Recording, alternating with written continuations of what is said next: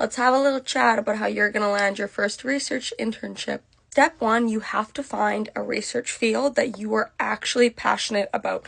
I wish I would have done more research before just joining a lab, because research is very independent. So if you don't like what you're doing, well, it's going to suck and you're probably not going to get a lot of work done because you're not going to be motivated to do work because you don't like what you're researching. But every single research group has a research page, and then on the group website, just read their most recent publications, and if you're falling asleep, that's probably not the group for you. Where ideally, you're going to be really interested in one of the topics that they discussed in that paper. And then when you reach out to, I would suggest a PhD student in the lab, because professors are very busy.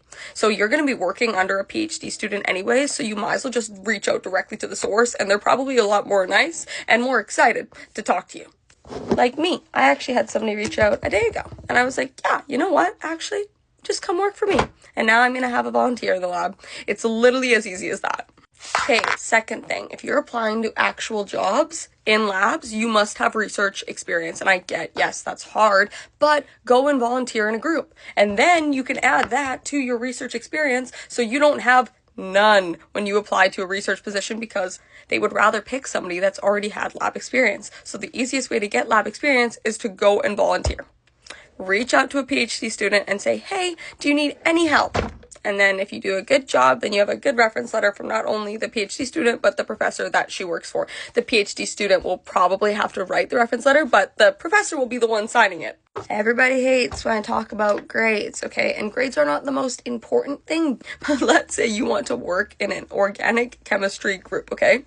Your OChem grade probably shouldn't be 52%. Okay, so it doesn't matter what the complete average is, but if you're applying to an analytical lab, it would be best if you did good in analytical chemistry. So maybe look at your transcript, see where you excel, okay? And then try to reach out to a field that you did well in. And that's just me being real with you, because I'm just telling you exactly what the reviewer is going to say when they see your application to a physics lab and you got 51% in physics. They're going to say, why are you applying? Clearly you don't even like physics that much. Okay, now let's talk about how to actually reach out to somebody.